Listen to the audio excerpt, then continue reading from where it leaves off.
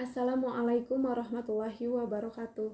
Perkenalkan, nama saya Sofa Marwati dari S1 PG PAUD Universitas Muhammadiyah Tasikmalaya. Di sini saya akan mereview jurnal yang berjudul Internalisasi Nilai-nilai Modernitas dalam Gerakan Dakwah Organisasi Muhammadiyah di Aceh dengan penulis jurnal Arifin Zain, Maimun dan Maimun Fuadi dan penerbit jurnal Al-Idarah.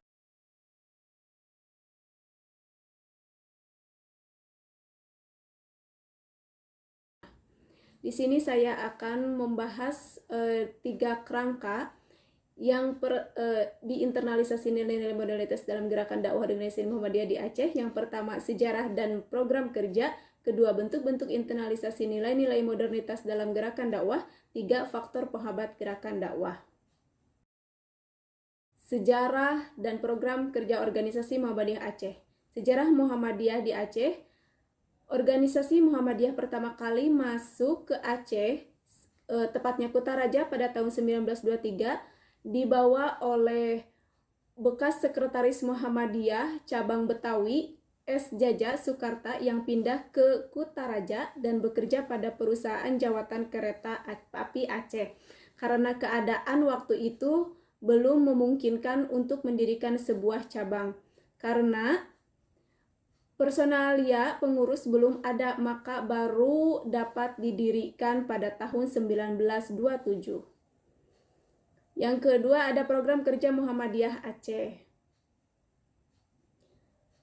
Sesuai dengan surat keputusan pimpinan wilayah Muhammadiyah Aceh, disebutkan bahwa Muhammadiyah Aceh periode 2010 sampai 2015 memiliki program dalam beberapa bidang, yaitu bidang pengembangan organisasi, meliputi program tertib administrasi, program prioritas Muhammadiyah Aceh, dan rekomendasi yang bersifat internal dan eksternal Muhammadiyah. Pembahasan kedua yaitu bentuk-bentuk internalisasi nilai-nilai modernitas dalam gerakan dakwah organisasi Muhammadiyah Aceh. Ada apa aja?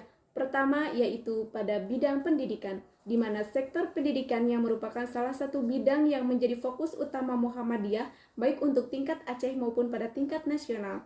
Tidak dapat dipungkiri bahwa organisasi ini memiliki aset yang demikian besar dalam bidang pendidikan anak bangsa. Lembaga-lembaga pendidikan Muhammadiyah menyebar dari barat sampai ke timur Indonesia, mulai tingkat desa sampai kota metropolitan. Lembaga-lembaga pendidikan organisasi ini merambah pada semua jenjang pendidikan di Indonesia. Menurut Muhammadiyah, membangun lembaga-lembaga pendidikan itulah inti kemodernan. Yang kedua, ada bidang pemikiran pembaharuan. Para penulis atau peneliti tentang Islam seperti James L. Peacock, Mitsuo Nakamura, Clifford Geertz, Robert Van Neil, Harry J. Benda, George T. Kahin, Alfian Deliarno, dan lain-lain menggolongkan Muhammadiyah sebagai gerakan Islam pembaharu, modern, modernis, dan modernisme Islam yang gerakannya bersifat kultural dan lebih berkonsentrasi pada gerakan dakwah dan tajdid. Ahmad Dahlan sendiri mendefinisikan Muhammadiyah sebagai Islam yang berkemajuan. Ketiga, bidang advokasi, publik, sosial. Dalam bidang ini, Muhammadiyah melakukan banyak hal, terutama yang terkait dengan hak-hak masyarakat secara umum. Advokasi di sini adalah memberikan pembelaan terhadap rakyat yang hak-hak mereka dirampas, baik oleh pemerintah sendiri maupun oleh pihak-pihak lain, seperti perusahaan-perusahaan swasta. Advokasi ini dilakukan agar masyarakat mendapatkan kembali apa yang menjadi hak mereka, yaitu hak untuk mendapatkan dan memanfaatkan sumber-sumber daya alam secara baik dan benar. Sementara melalui bidang sosial, Muhammadiyah memiliki banyak amal usaha yang dapat mendatangkan kemaslahatan bagi orang lain. Terkait dengan advokasi, dapat dikatakan Muhammadiyah sebagai satu-satunya organisasi Islam yang peduli dan bersedia melakukan review terhadap beberapa undang-undang ke Mahkamah Konstitusi. Kenyataannya Muhammadiyah menang dan berhasil. 4. Bidang dakwah. Organisasi Muhammadiyah adalah sebuah organisasi dakwah karena Muhammadiyah melakukan dakwahnya melalui semua lembaga yang dimiliki, seperti rumah sakit, lembaga-lembaga pendidikan, panti asuhan, atau melalui ide-ide pembaharuan yang dapat meningkatkan pemahaman dan kualitas kesejahteraan masyarakat. Sebagai gerakan Islam yang mengemban visi keislaman moderat, Muhammadiyah juga berperan sebagai organisasi dakwah untuk menyebarkan paham keagamaannya kepada umat Islam. Identitas Muhammadiyah sebagai gerakan dakwah memiliki relevansi dengan konteks historis pada waktu berdirinya. 5. Bidang ekonomi. Bagi Muhammadiyah, keberadaan Baitul Qirot juga bagian dari kemodernan. Saat ini, umat Islam apakah sanggup membuat sebuah lembaga keuangan yang bisa untung dan tidak rugi?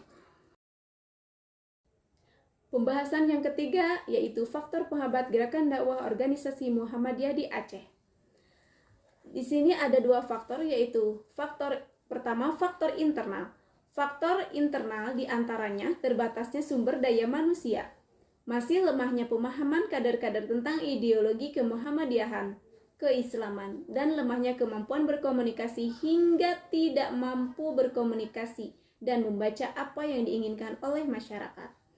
Faktor yang kedua yaitu faktor eksternal, di mana ekonomi umat yang masih lemah dan rendahnya kesadaran dan kemampuan masyarakat disebabkan lemahnya pemahaman agama dan penguasaan ilmu pengetahuan dan teknologi.